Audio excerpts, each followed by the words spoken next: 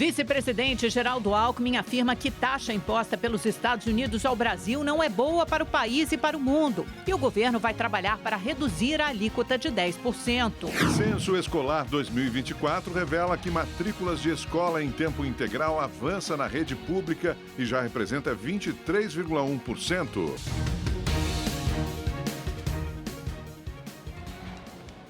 Uma operação da Polícia Civil e do Instituto Estadual do Ambiente no Rio de Janeiro mira um novo tipo de crime: traficantes que exploram lixões ilegais. A atividade contaminou lençol freático na região portuária.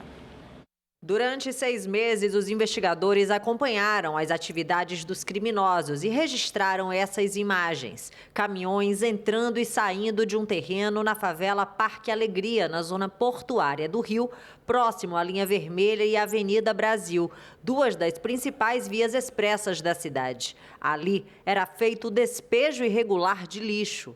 Hoje, agentes da Polícia Civil e do INEA cumpriram 14 mandados de busca e apreensão contra suspeitos de envolvimento no crime. 3 homens foram presos em flagrante. As investigações apontam que os traficantes da facção Terceiro Comando Puro, que domina a localidade, se associaram a diversas empresas de resíduos e passaram a cobrar taxas para permitir os descartes na região. Segundo a polícia, o aterramento ilegal criou grandes lixões que contaminam o lençol freático. O prejuízo ambiental é de aproximadamente 5 milhões de reais.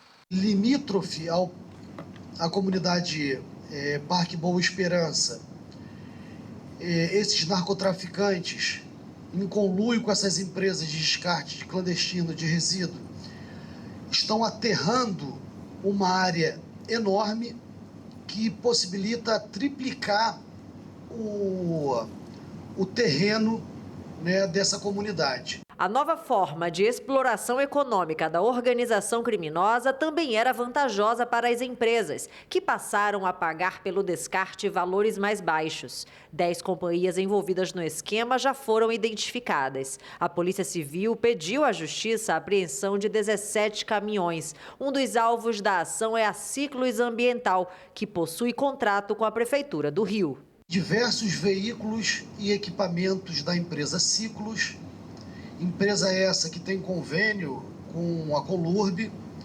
Esses equipamentos, caminhões basculhantes, retroescavadeiras, eram desviados das suas funções de separação do lixo no Centro de Tratamento de Resíduos do Caju.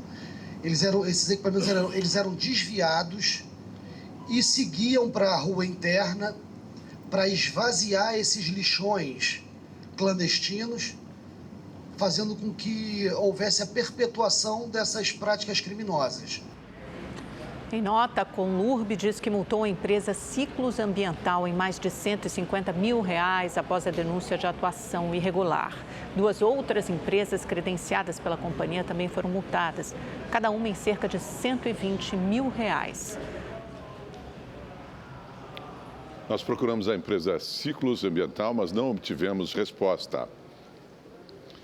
A Polícia Civil de Goiás cumpriu 7 mandados de prisão e 9 de busca e apreensão durante a Operação Jogada Marcada, que investiga jogadores, treinadores e dirigentes, também árbitros, suspeitos de manipular jogos de futebol. Um dos presos é o ex-árbitro Deguerro Batista Xavier, que mesmo afastado da profissão por suspeita de fraude, articulava com colegas que poderiam participar do esquema. Ele nega as acusações. As investigações começaram após um dos aliciadores ter oferecido R$300 mil para o presidente do Goianésia, que também é delegado. O time receberia um investimento desde que vendesse o resultado de 5 partidas. Então nós conseguimos, nessa investigação, identificar 3 núcleos. O núcleo financeiro, que é quem fornece valores para que sejam as pessoas corrompidas.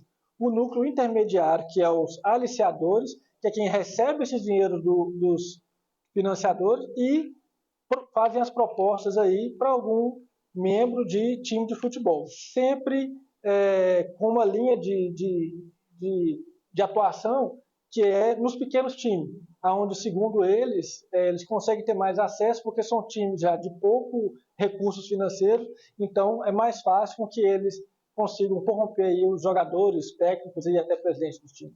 O grupo teria movimentado 11 milhões de reais utilizando plataformas de apostas. Com as apreensões, a gente acredita que possa atualizar os fatos e começar a tratar de manipulações ou resultados que tenham sido manipulados nesse momento, né, de campeonatos estaduais, né, que foram poucos, a maioria acabou há pouco tempo, e talvez até já alguma coisa do Campeonato Brasileiro.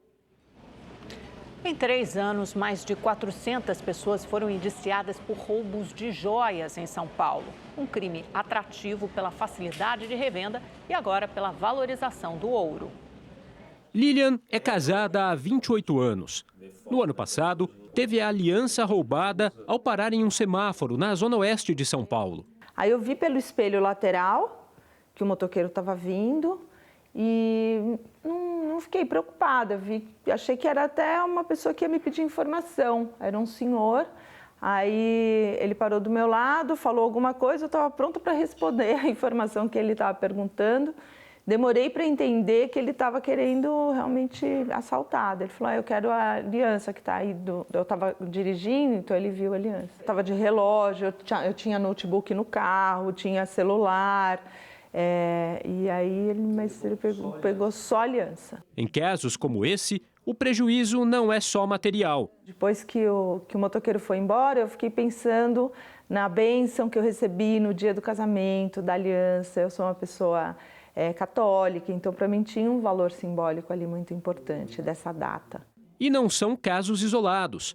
No dia 1º de abril, o arquiteto Jefferson Dias, de 43 anos, foi assassinado no bairro do Butantã, também na zona oeste de São Paulo. Ele tentou impedir a fuga de um bandido que havia acabado de roubar o celular e a aliança de uma mulher que caminhava pela rua.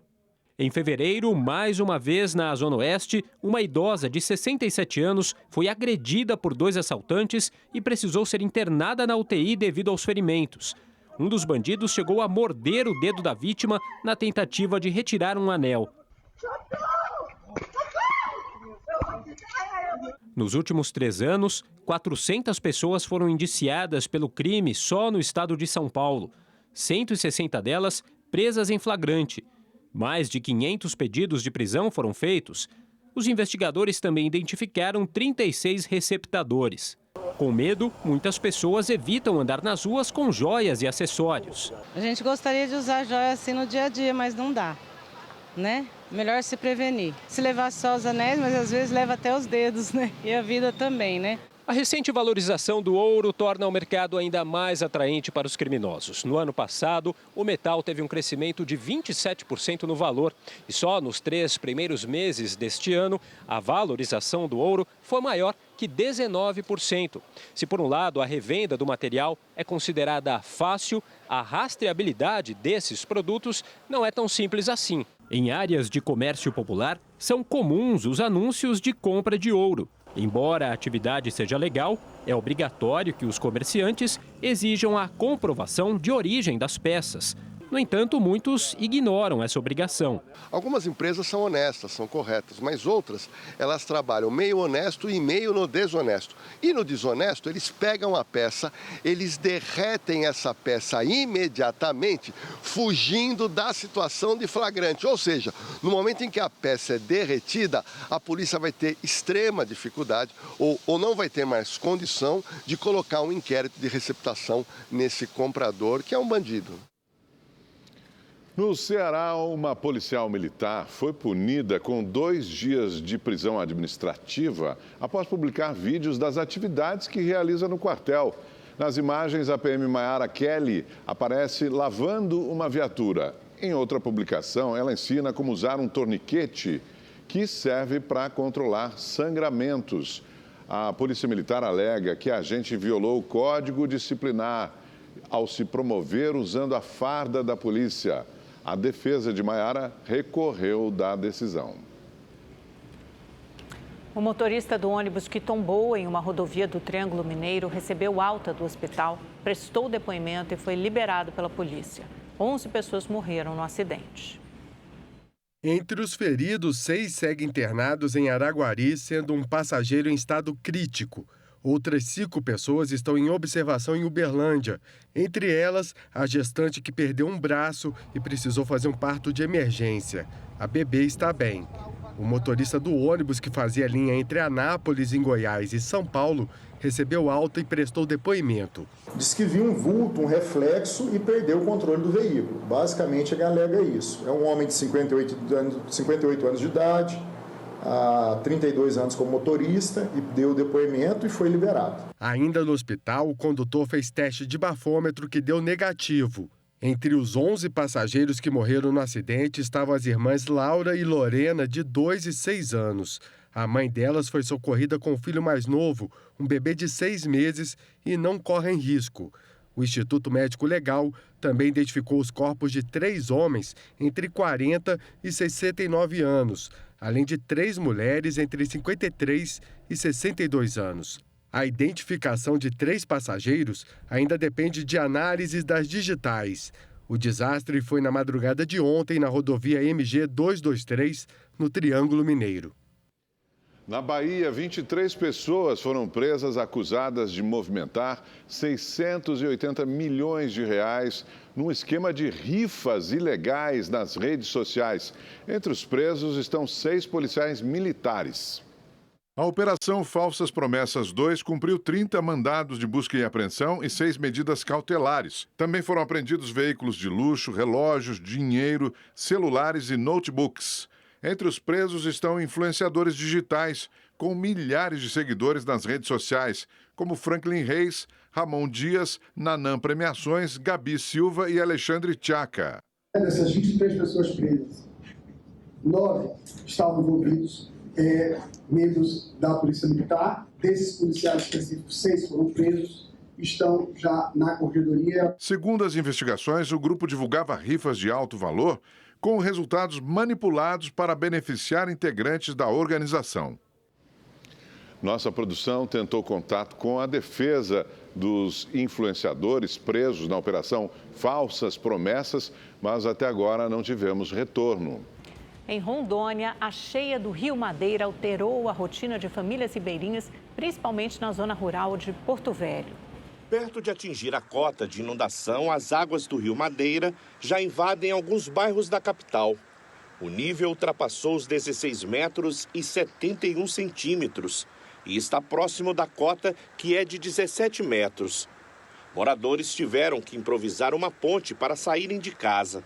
Os comércios da região também já foram afetados. Pessoas também que precisam vir, pessoas que querem sair das suas casas para vir para a rua, né? Não consegue, carro não entra lá mais. Ações de órgãos municipais buscam diminuir os impactos da cheia, como a entrega de produtos como água potável, cestas básicas, hipoclorito e kits de higiene pessoal. Contamos com a colaboração das Forças Armadas, o navio da Marinha, com médico, com dentista, com oftalmo, com remédio, com farmácia, com exames para mulheres, raio-x, mamógrafo, também já está no Rio, ocupando outros lugares para que a gente tenha uma permanência constante, direta e 24 horas em defesa das famílias que estão desoladas por falta de acessibilidade, bem como por isolados pela água. Mais de 10 mil pessoas já foram afetadas com a cheia do Rio Madeira aqui em Porto Velho, principalmente aquelas que moram na região do Baixo Madeira, onde vivem as comunidades ribeirinhas. O Exército já está fazendo todo esse apoio de logística também no município de Porto Velho, deslocando onde são os locais de doação, grandes doações, nos ajudando a trazer aqui para o local, inclusive fazendo esse embarque. Enquanto isso, a gente está rodando, pegando as doações. As autoridades alertam para o consumo direto da água do rio, uma vez que existe o risco de contaminação e os ataques de animais peçonhentos, como jacarés e cobras. A previsão é que as chuvas continuem até o final de abril. Quem traz a previsão do tempo para todo o Brasil para a gente é o Igor Silveira. Boa noite para você, Igor. Tem novidade para amanhã, quinta-feira? Vamos lá, boa noite, Augusto, boa noite, Amanda. Boa noite para você que está em casa. Olha, quinta-feira vai ser com previsão de chuva em grande parte do país. No Centro-Sul, os 2 sistemas que estão em atuação hoje continuam amanhã, então nada muda. Tem previsão de chuva por causa do sistema de alta pressão no sul, no litoral do Paraná, de Santa Catarina e do Rio Grande do Sul. Ventos fortes, inclusive risco de ressaca. No Sudeste, o sistema de baixa pressão, que vai ser o responsável pela instabilidade. Em São Paulo, amanhã não esquenta muito. A máxima não passa dos 23 graus e são esperados 20 milímetros de chuva. Na sexta-feira, a mesma temperatura. No sábado, 25 graus de máxima e no domingo, 26 graus. Também não esquenta tanto. No Rio de Janeiro, os termômetros devem alcançar 31 graus de máxima, mas tem previsão de chuva que pode vir acompanhada de trovoadas e ventania. E como o solo está encharcado, tem risco de deslizamentos de terra. Em Belo Horizonte, 30 graus, também chove forte por lá. E Vitória, no Espírito Santo, 34 graus, também com previsão de chuva. O tempo fica instável em todo o interior nordestino, como a gente observa aqui no mapa, só que a chuva mais volumosa continua entre o Maranhão e o Rio Grande do Norte. Na região norte e todo o centro-oeste, bastante instabilidade, ventos fortes e chuva a qualquer hora do dia. Também não esquenta tanto. As temperaturas nessas regiões devem ficar na casa dos 33 graus. Amanhã, na região norte e no centro-oeste e no sul do país, não deve passar dos 23 graus em Porto Alegre. Boa noite para todo mundo. Amanda, Augusto. Obrigada, Igor. Boa noite. Depois de enfrentar a maior epidemia de dengue da história em 2024, o Brasil registrou queda nos casos neste ano. Mas a situação ainda é preocupante em algumas cidades que continuam em alerta. Segundo o Ministério da Saúde, no primeiro trimestre deste ano, foram registrados pouco mais de 876 mil casos prováveis da doença. São 2.349.000 a menos em comparação com o mesmo período do ano passado, quando o número passou de 3.225.000. Mesmo com a queda, os números ainda preocupam. Já são 552 mortes confirmadas só neste ano e outras 726 estão em investigação. No total, o Brasil já tem mais de 912 mil casos prováveis da doença. Dados do Ministério da Saúde apontam que hoje existem 80 municípios brasileiros onde há maior pressão sobre os serviços de saúde por causa da dengue. A maior parte das infecções está concentrada em São Paulo, Minas Gerais e Paraná.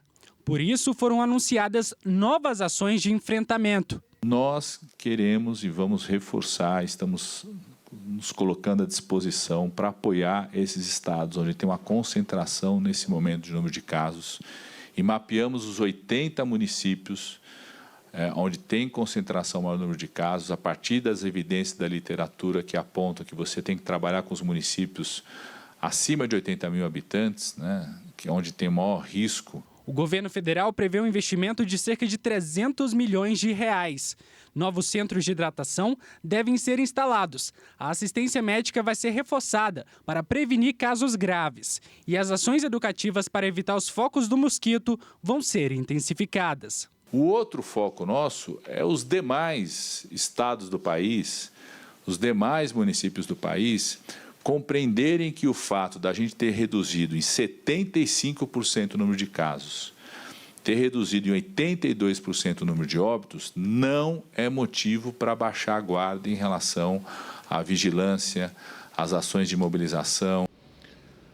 O censo escolar de 2024, divulgado hoje pelo Ministério da Educação, mostra que o estudo em tempo integral avança na rede pública e representa 23% das matrículas do ensino médio. O aumento foi observado também na educação infantil e no ensino fundamental. Os números mostram um crescimento de mais de 600 mil matrículas no ensino integral em todo o país. Nessa modalidade, os alunos ficam até 9 horas e meia dentro das unidades escolares. Ceará, Bahia e Pará lideram as estatísticas. Toda a política pública que o MEC tem construído é de acordo com o censo, é de acordo com os indicadores, é de acordo com a estratégia que nós queremos alcançar as nossas metas. E esse é um dos compromissos do presidente Lula, de poder ampliar a matrícula de tempo integral. O Brasil registra tendência de crescimento da modalidade há 5 anos. A meta é garantir ensino integral para pelo menos 25% dos alunos das escolas públicas. O índice atual é de 23%. O censo escolar do ano passado registrou crescimento também do número de alunos na educação profissionalizante. De 2023 para 2024, a alta foi de quase 7%. Foram mais de 200 mil novas matrículas somente em cursos técnicos integrados ao ensino médio nas redes pública e privada. Essa demanda cresceu muito, evoluiu muito a partir do momento das pesquisas com os jovens, que eles têm no ensino médio uma expectativa justamente de profissionalização. Isso faz com que ele realmente possa utilizar seus conhecimentos e ser efetivado mais tarde. Depois de completar o ensino fundamental numa escola pública de Belo Horizonte, Nicole se transferiu para um colégio particular que oferece o ensino médio junto com o técnico. Agora, ao concluir essa etapa, ela vai ter mais um diploma, o de técnica em programação de computadores. Assim que eu sair do ensino médio, eu vou ter uma profissão, eu vou ter um emprego. Isso influenciou diretamente, não só como pessoa, mas como futura profissional da área de TI. O censo apontou ainda que, pelo terceiro ano seguido, o índice de professores temporários nas escolas estaduais do país foi maior que o de educadores efetivos. Nas creches, houve um leve aumento no acesso, mas a meta definida em 2014, de 5 milhões de crianças de 0 a 3 anos matriculadas até 2024, ainda não foi alcançada. No ano passado, pouco mais de 4 milhões de crianças estavam matriculadas, 1,5% a mais que em 2023. O Tribunal Regional Eleitoral de São Paulo cassou os mandatos do prefeito de Barueri, Beto Piter, do Republicanos, e da vice-prefeita, doutora Cláudia, do PSB. E também tornou inelegíveis o prefeito e ex-prefeito da cidade, Rubens Furlan, do PSB. A decisão aponta o uso indevido dos meios de comunicação pela divulgação de vídeos impulsionados no perfil de Furlan em uma rede social. Os envolvidos negam qualquer irregularidade e afirmam que vão recorrer ao Tribunal Superior Eleitoral. Segundo a defesa dos políticos, ainda não há uma determinação sobre o afastamento das funções públicas. A AGU, a Advocacia Geral da União, encaminhou notícia crime à Polícia Federal e à Procuradoria Geral da República contra o deputado federal Gilvan da Federal. Durante sessão na Comissão de Segurança Pública da Câmara, o parlamentar do PL do Espírito Santo afirmou querer a morte do presidente Lula. As falas aconteceram depois da comissão aprovar um relatório do parlamentar favorável ao projeto de lei que proíbe o uso de armas de fogo por agentes da segurança pessoal do presidente da República e dos ministros de Estado. Eu quero que ele vá para o quinto dos infernos. É um direito meu. Não vou dizer que eu vou matar o cara, mas eu quero que ele morra, que vá para o quinto dos infernos. A Advocacia Geral da União pede que a Polícia Federal e a Procuradoria Geral da República abram uma investigação do caso. Segundo a AGU, o deputado cometeu incitação ao crime. Hoje, durante reunião do Conselho de Ética na Câmara, o líder do PT, deputado Lindbergh Farias, afirmou que vai protocolar uma representação contra a Gilvan da Federal no colegiado. Esse sujeito foi relator de um projeto, olha o grau de loucura que nós estamos enfrentando, que foi aprovado por 15-8, para desarmar a segurança pessoal do Lula. Eles votaram. E ele dá essa declaração nesse contexto. Ou seja, ele foi o relator de um projeto, ele relatando, ele diz, quero que o Lula morra, que seus seguranças andem desarmados. Isso aqui é incitação ao assassinato do presidente da República. 2 suspeitos de assaltar uma agência bancária em Guaxupé, Minas Gerais, na madrugada de ontem, foram presos em São Paulo. A quadrilha praticava um tipo de crime conhecido como novo cangaço. Um deles foi detido em Campinas, no interior paulista, com um carro que teria sido usado no crime. A repórter Stella Freitas está ao vivo e tem as informações. Oi, Stella, boa noite. Oi, Amanda, uma boa noite a você, boa noite a todos. No veículo foram encontradas roupas, luvas, máscaras e placas de carro. O segundo suspeito foi preso em Ribeirão Preto, também no interior de São Paulo, com uma grande quantidade de dinheiro e um fuzil. De acordo com a polícia, ele tentou subornar os agentes para ser liberado. Os dois foram presos numa ação conjunta entre as polícias de Minas Gerais e de São Paulo. Na madrugada de ontem, os criminosos dispararam com contra uma agência bancária, uma base da Guarda Civil Metropolitana e um quartel da PM em Guaxupé. Os ataques duraram cerca de 40 minutos e os moradores ficaram em pânico. Um soldado ficou com a mão ferida, mas sem gravidade. Os suspeitos fugiram em pelo menos 5 carros que foram encontrados na zona rural de uma cidade vizinha, Monte Santo de Minas. Agora, os trabalhos da polícia continuam nas buscas por outros envolvidos no crime. Amanda, Augusto. Perfeito, obrigado por suas informações, Estela. O presidente em exercício, ministro do Desenvolvimento, Indústria e Comércio Exterior, Geraldo Alckmin, voltou a criticar o tarifaço de Donald Trump e disse que vai seguir com as negociações para tentar reverter a situação. A declaração foi feita em Mato Grosso do Sul, durante um evento com empresas do setor de celulose. Geraldo Alckmin afirmou que o governo brasileiro vai insistir na tentativa de reduzir a tarifa linear de 10%, que os Estados Unidos decidiram aplicar sobre as exportações brasileiras. Um argumento trazido pelo vice-presidente é que os Estados Unidos levam vantagem na relação comercial com o Brasil, o que faz com que não haja justificativa para a taxação. Vamos ouvir. Os Estados Unidos têm superávit da balança comercial com o Brasil. Ele não tem déficit. Tem déficit com grande parte do mundo, mas com o Brasil tem superávit. E dos 10 produtos que eles mais exportam, 8 a alíquota é zero. Não paga imposto de importação para entrar no Brasil. E a tarifa média final de todos os produtos é 2,7. Então o caminho é o caminho do diálogo, da negociação, e nós vamos trabalhar no sentido de reduzir essa alíquota que entendemos que não é boa, não é só para o Brasil, não é boa para o mundo e o próprio Estados Unidos. Hoje o mercado financeiro teve mais um dia de sobe e desce, mas se recuperou após o presidente americano recuar e anunciar a redução das taxas para alguns países por 90 dias. O dólar, que chegou a superar R$ 6, recuou e fechou a 5,84, uma queda de 2,54%. O Ibovespa, principal índice da Bolsa Brasileira, fechou com alta de mais de 3%, acima dos 127 mil pontos.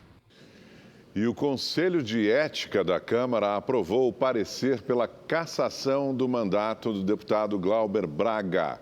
O parlamentar responde processo por ter agredido um integrante do Movimento Brasil Livre. Foram mais de 6 horas de sessão, com várias interrupções por causa de tumultos e bate-boca entre os deputados. Até mesmo o ator Marco Nanini foi ao Conselho se manifestar com apoiadores de Glauber Braga. Por 13 votos favoráveis à cassação e 5 contra, o parecer do deputado Paulo Magalhães, do PSD da Bahia, foi aprovado. Glauber Braga responde a processo porque, no ano passado, expulsou aos chutes e empurrões um integrante do Movimento Brasil Livre, Gabriel Costenaro. O deputado alegou que é vítima de provocações constantes do ativista. Durante a sessão de hoje, Glauber Braga chegou a anunciar que fará greve de fome até o fim do processo. E eu, a partir de agora, não vou, até o fechamento desse processo, me alimentar. Eu vou permanecer aqui, aguardando com uma decisão irrevogável de que não vou ser derrotado pelo orçamento secreto. Rede TV News fica por aqui. Obrigado por sua companhia nesta quarta-feira. Uma ótima noite para você. Valeu pela audiência, pessoal. Nos vemos amanhã, 7h20 da noite. Até lá.